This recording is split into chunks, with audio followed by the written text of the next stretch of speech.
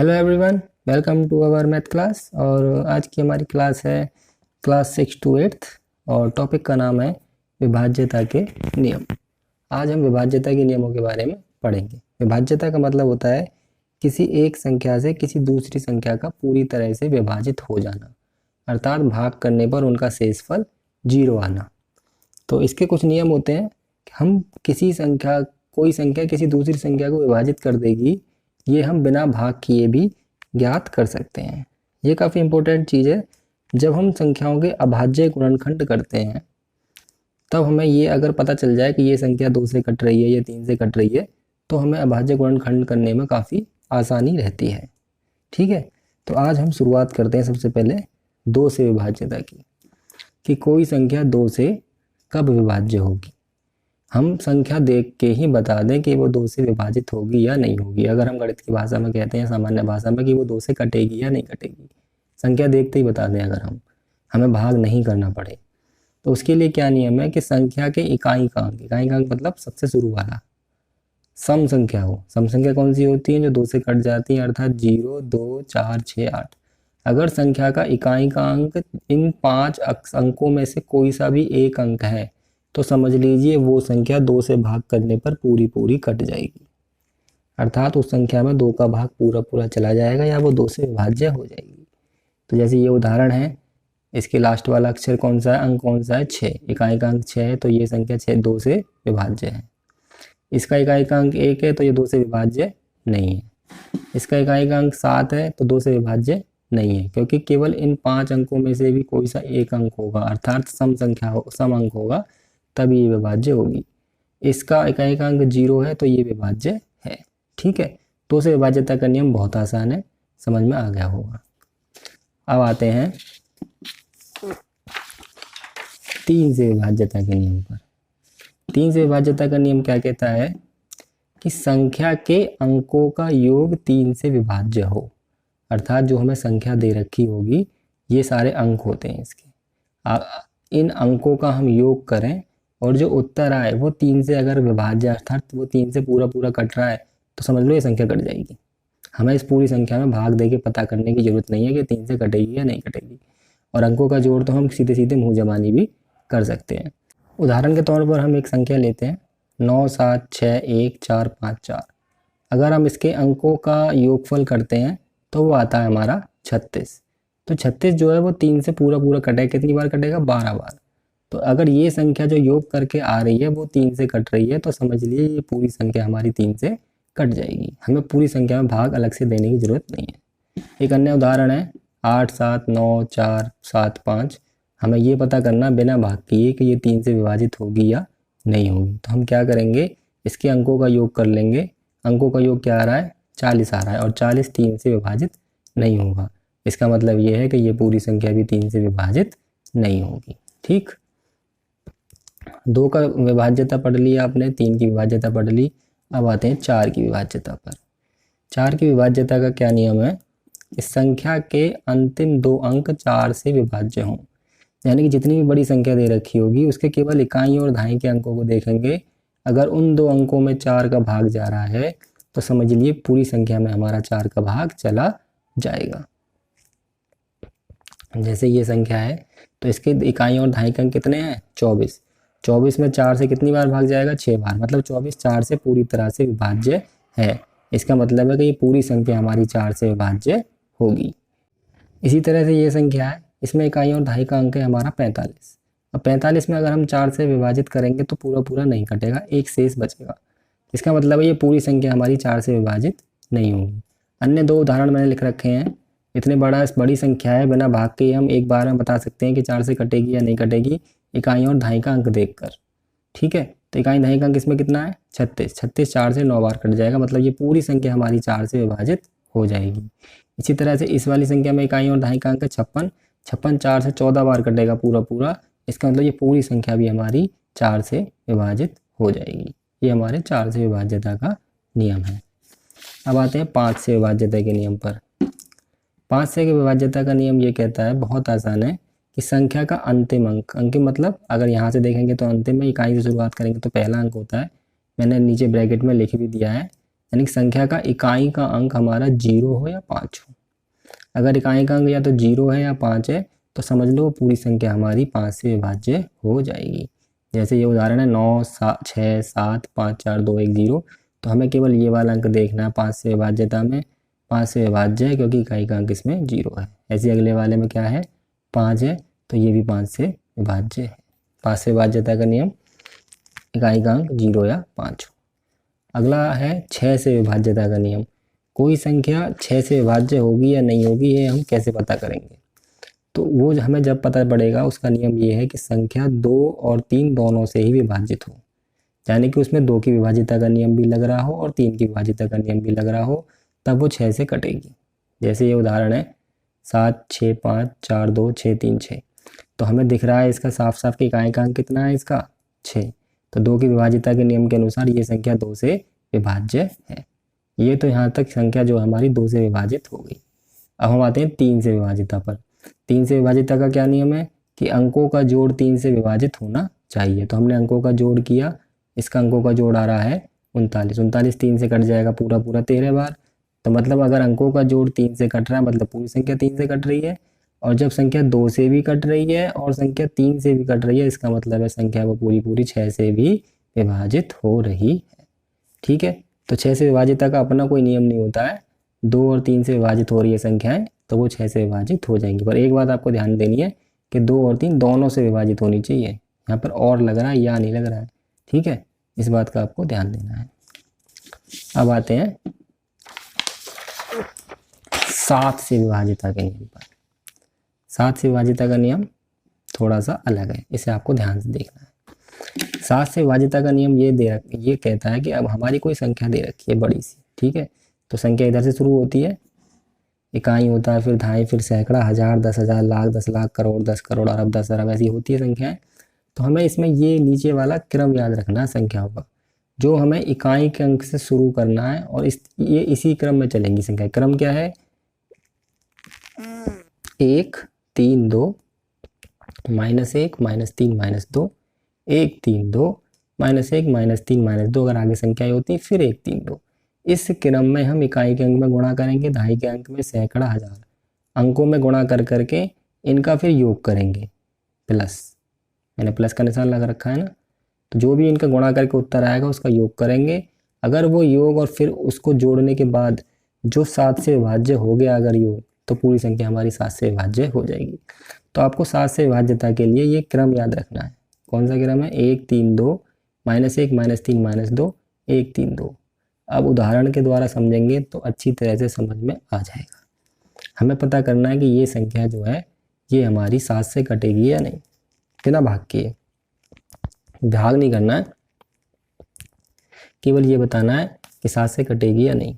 तो सबसे पहले मैंने संख्या को लिख लिया और फिर मैंने उसी क्रम में गुणा करी इकाई के अंक से, यानी कि इकाई के अंक में 1 की, फिर 3, फिर 2, -1 -3 -2 1 3, 2 की जरूरत ही नहीं पड़ी क्योंकि संख्या यहाँ पे हमारी खत्म हो गई।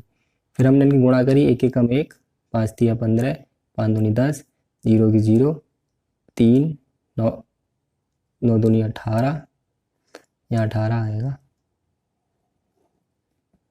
गलत हो गया थोड़ा सा, 3 एकम 3, 3 दूनी 6, तो प्लस के कितने हुए 3 6 और 3 9, 9 और 10 19 और 15 34 और 1 35, प्लस के 35 और माइनस के कितने हुए 18 और 3 21, 21 हुए माइनस के, बचेंगे कितने हमारे 14। थोड़ी सी मिस्टेक हो गई थी आप समझ लीजिए। 14 हमारी जो है वो 7 से पूरी पूरी विभाज्य है, इसका मतलब ये पूरी संख्या हमारी 7 से विभाज्य है। ठीक है, एक बार दोबारा समझा देता हूँ। जो संख्या हमें दे रखी है सबसे पहले उसके इकाई के अंक से शुरू करेंगे हम, 1 3 2 -1 -3 -2 फिर 1 3 2, इस क्रम में हमारी संख्याएं चलेंगी। फिर जो गुणा कर करके उत्तर आएंगे हमारे, कुछ संख्याएं माइनस में भी आएंगी और कुछ प्लस में आएंगी। माइनस वालों को अलग जोड़ो, प्लस वालों को अलग जोड़ो, उसके बाद जो उत्तर आएगा हमारा वो संख्या हमारी 7 से पूरी पूरी अगर कट रही है तो समझ लीजिए ये वाली संख्या हमारी 7 से पूरी पूरी कटेगी। ठीक है, तो आपको क्या याद रखना है इसमें, केवल ये क्रम 1 3 2 -1 -3 -2 1 3 2, ये क्रम आपको याद होना चाहिए। अब आ जाते हैं 8 से विभाज्यता पर। 8 से विभाज्यता 4 से विभाज्यता की तरह ही है। 4 से विभाज्यता में केवल अंतिम के 2 अंक 4 से विभाजित होने चाहिए। 8 से विभाज्यता में अंतिम के 3 अंक 8 से विभाजित होने चाहिए। यदि लास्ट के 3 अंक मतलब इकाई, दहाई और सैकड़े वाले अंक मिला के 8 से विभाजित हैं तो वो पूरी संख्या हमारी 8 से विभाजित हो जाती है। उदाहरण लेके समझते हैं। ये उदाहरण है, हमारे संख्या दे रखी है, अब बिना भाग के ये बताना है कि 8 से विभाजित है या नहीं है। तो हम इकाई, दहाई, सैकड़े 3 अंक मिला के देखेंगे। 3 अंक है इसमें 128, ये 8 से पूरा पूरा कट रहा है 16 बार। अगर ये 3 अंक 8 से पूरे पूरे कट गए तो समझ लो ये पूरी संख्या हमारी 8 से कट जाएगी। ठीक है, 8 से विभाज्यता का नियम बहुत आसान, 4 से विभाज्यता की तरह ही है। अब आते हैं 9 से विभाज्यता के नियम पर। 9 से विभाज्यता का नियम ये कहता है कि संख्या के अंकों का योग 9 से विभाज्य हो। जिस तरह से मैंने 3 की विभाज्यता का नियम पढ़ाया था उसी तरह से ये 9 से विभाज्यता का नियम है। नियम क्या कहता है कि संख्या के अंकों का योग 9 से विभाज्य हो। तो हमारी कोई संख्या दे रखी है, ठीक है, हमें ये बताना है 9 से विभाजित होगी या नहीं होगी, भाग नहीं करना है। तो हम क्या करेंगे, इसके अंकों का योग कर लेंगे। मन मन में भी कर सकते हैं, मैंने पर करके दिखा रखा है। ये आ रहा है 54, और 54 हमें पता है कि 9 से पूरा पूरा कट जाता है कितनी बार, 6 बार। जब इसका योग जो है 54 आके यानी कि वो 9 से जब विभाजित हो गया, यानी कि इसका योग विभाजित हो गया, तो समझ लो ये संख्या भी 9 से पूरी पूरी विभाजित हो जाएगी। बिल्कुल 3 से विभाजिता की तरह है, वहाँ 3 से विभाजित होना था या 9 से। अगला है 10 से विभाजिता। 10 से विभाजिता सबसे आसान है, इकाई का अंक जो है वो 0 होना चाहिए। तो समझ लीजिए वो संख्या 10 से पूरी पूरी कट जाएगी, यानी कि लास्ट शुरू वाला जो अक्षर है इकाई का अंक वो हमारा शून्य जिस संख्या में होगा समझ लो वो 10 से विभाजित हो जाएगी। ये हमारी 10 से विभाजिता का नियम है। अब आते हैं 11 से विभाजिता का नियम। 11 से विभाजिता का नियम भी 7 से विभाजिता की तरह है, इसमें आपको क्रम याद रखना है। ठीक है, तो इसमें जो क्रम है वो याद रखना ज़्यादा आसान है। जिस तरह से हमारी संख्या होती है इकाई, दहाई, सैकड़ा, हज़ार, 10,000, लाख, 10 लाख, करोड़, उसमें जो क्रम था 1 3 2 -1 -3 -2 1 3 2 इस था 7 में। अब 11 में जो क्रम है वो है 1 -1 1 -1 1 -1 1 -1, तो इसमें याद रखना ज़्यादा आसान है।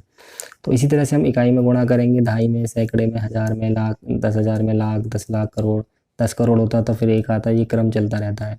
फिर इन्हें जोड़ेंगे, अगर जो उत्तर आएगा जोड़ने घटाने के बाद अगर वो 11 से कटेगा तो पूरी संख्या हमारी 11 से कट जाएगी। ठीक है, तो इसे जोड़ के देख, पहले हम संख्या लेते हैं, उदाहरण लेते हैं। 9 9 6 2 4 2 5, ये हमारा उदाहरण है, ये हमने लिखा। और पीछे से यानी कि इकाई के अंक से हमने वही क्रम लिखा जो संख्याओं का है, 1 -1 1 -1 1 -1 1, यहाँ ख़त्म हो गया। गुणा करा, 5 आया, माइनस के 2 4, माइनस के 2 6 कम 6, माइनस के 9 9 एकम 9। कुछ संख्याएं प्लस की हैं और कुछ माइनस की हैं, तो प्लस की है 9 6 15 और 4 19 और 5 24, और माइनस की है 9 और 2 11 और 2 13। घटाने के बाद कितना बचा हमारा 11, और हमें पता है 11 11 से तो कटी जाती है, तो इसका मतलब है ये पूरी संख्या भी हमारी 11 से फिर विभाजित हो जाएगी। ठीक है, तो याद क्या करना है आपको, ये वाला क्रम। अब आते हैं लास्ट विभाज्यता का नियम है हमारा 13 से विभाज्यता। 13 से विभाज्यता के लिए भी 7 और 11 की तरह ही संख्याओं का क्रम याद रखना है। संख्याओं का क्रम जो इसमें पड़ेगा वो इकाई से लेके शुरू होने से पड़ेगा, -1 3 4 1 -3 माइनस के 4 है यहाँ पे, और फिर माइनस के 1 3 4, ये क्रम पड़ेगा। यानी कि यहाँ तो एक संख्या माइनस की, यहाँ पर 2, यहाँ पर 1 माइनस की, यहाँ पर 2, यहाँ पर 1 माइनस की है, यहाँ 2 प्लस की।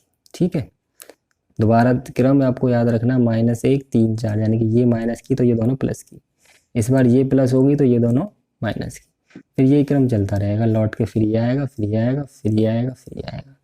तो गुणा करनी है -1 3 4 से, 1 -3 -4 से। अब उदाहरण लेके समझते हैं। 10 66 195 को हमें बताना है कि ये 13 से विभाजित होगी या नहीं होगी। तो हम वही क्रम लिखते हैं ऊपर वाला, -1 3 4 1 -3 -4 और -1। गुणा करेंगे तो 5 की -1 में -5, 9 3 27, 4 एकम 4, 6 एकम 6, माइनस के 18, 0 कर दें तो 0 आ गया, और ये -1। सवाल में थोड़ी काटा पीटी होगी, उसके लिए मैं माफ़ी चाहता हूँ। अब हम इसमें माइनस माइनस वाली संख्याओं को जोड़ लेते हैं अलग। ये आए हमारे 18 और 5 23 और 1 24, प्लस वाली जोड़ेंगे अलग, 37 घटा के आया 13, तो 13 13 से तो विभाजित हो ही जाता है। जब ये जो हमारा सॉल्व करके जो संख्या आई वो 13 से विभाजित है, इसका मतलब है ये वाली पूरी संख्या हमारी 13 से विभाजित होगी। ठीक है, ये हमारा 13 से विभाज्यता का नियम है। ये आपको याद रखनी, केवल इनकी संख्याएं जरूर याद रखनी है।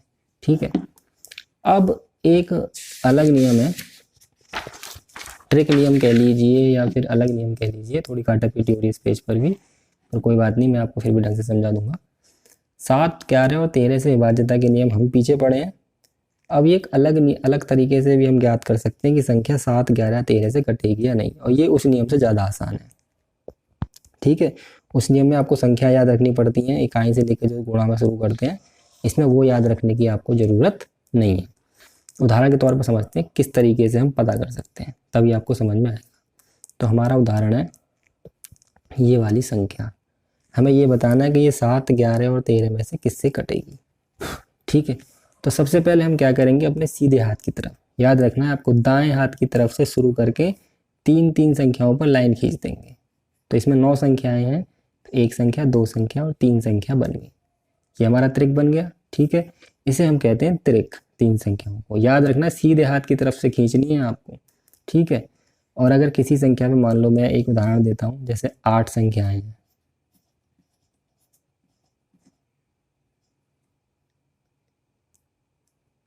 अगर इस पर त्रिक खींचना है तो देखिए, एक त्रिक ये बनेगा, एक ये बनेगा, और जहाँ त्रिक नहीं बन रहा है वहाँ पे हम अपनी 0 लगा के इसे भी त्रिक बना लेंगे। ठीक है, अगर 4 संख्याएं हैं तो एक त्रिक बना, और ये त्रिक नहीं बना तो यहाँ पे 2 0 लगा लेंगे। तो त्रिक बनाना तो इस तरीके से है, त्रिक बनाना मैंने आपको अलग से इसलिए बता दिया है। तो सबसे पहला काम है हम सीधे हाथ की तरफ से त्रिक, और ये हमेशा सीधे हाथ की तरफ से बनाना है आपको। तो सीधे हाथ की तरफ से हम संख्याओं पर 3 पर लाइन खींचेंगे। पहले नंबर वाला जो त्रिक है उसे विषम त्रिक कहेंगे, दूसरे नंबर वाला सम त्रिक है, फिर तीसरे नंबर वाला विषम, क्योंकि एक सम संख्या होती है, एक विषम होती है, 2 सम, फिर तीसरी विषम। तो मैंने इनके नीचे लिख भी दिया कौन सा त्रिक क्या है। अब हम क्या करेंगे, विषम त्रिकों का अलग योग करेंगे और उसमें से सम त्रिकों वाला जोड़ माइनस कर देंगे, या फिर इसका उल्टा भी कर सकते हैं, उससे कोई फर्क नहीं पड़ रहा है। तो विषम त्रिक वाला जब हमने जोड़ किया तो वो आया हमारा 708, यानी कि इन दोनों संख्याओं का। और उसमें से सम त्रिक वाला जब जोड़ हमने घटाया तो ये आया माइनस के 104, माइनस को छोड़ देंगे क्योंकि हमें केवल विभाज्यता पता करनी है। और 104 इन तीनों में से केवल किससे कटती है, 13 से, मतलब ये संख्या केवल 13 से विभाजित होगी, 7 और 11 से नहीं हो। ठीक है, एक बार दोबारा बताता हूँ, जो भी संख्या दे रखी है उस पर सीधे हाथ की तरफ से 3 लाइन खींच लेनी है, और फिर कुछ पहला त्रिक जो बनेगा विषम बनेगा, दूसरा सम, तीसरा विषम, फिर चौथा त्रिक बनता तो वो सम बनता। विषम वाले त्रिकों का जोड़ अलग करके सम वाले त्रिकों को उसमें से माइनस कर देना है, और फिर अगर जो संख्या आएगी वो इन तीनों में से जिससे विभाजित हो रही होगी, ऊपर वाली संख्या, वो उससे विभाजित हो जाएगी। जैसे इसमें 104 13 से हो रही है तो समझ लीजिए ये संख्या 13 से कटेगी जरूर।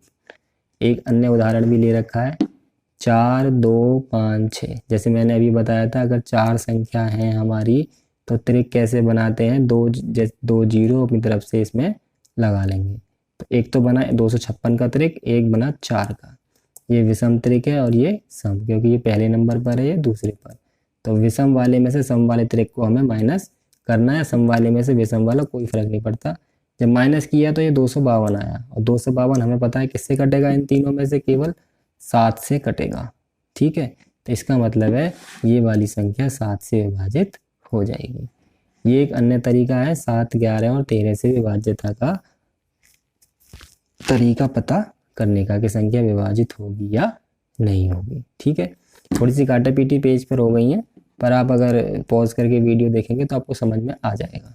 ठीक, तो ये हमारी विभाज्यता के नियम थे। ये कक्षा 6, 7, 8 तीनों के लिए लागू होते हैं और ये जरूरी है। जब आप अभाज्य गुणनखंड करते हैं और जब कोई संख्या अटक जाती है तो आप हर बार 2 से 3 से चेक नहीं कर सकते भाग कर करके। आपको क्या करना पड़ेगा, इन विभाज्यता के नियमों का उपयोग करके आप आसानी से और कम समय में ये पता लगा पाएंगे कि ये संख्या किससे कट रही है। आज की वीडियो में इतना ही, धन्यवाद।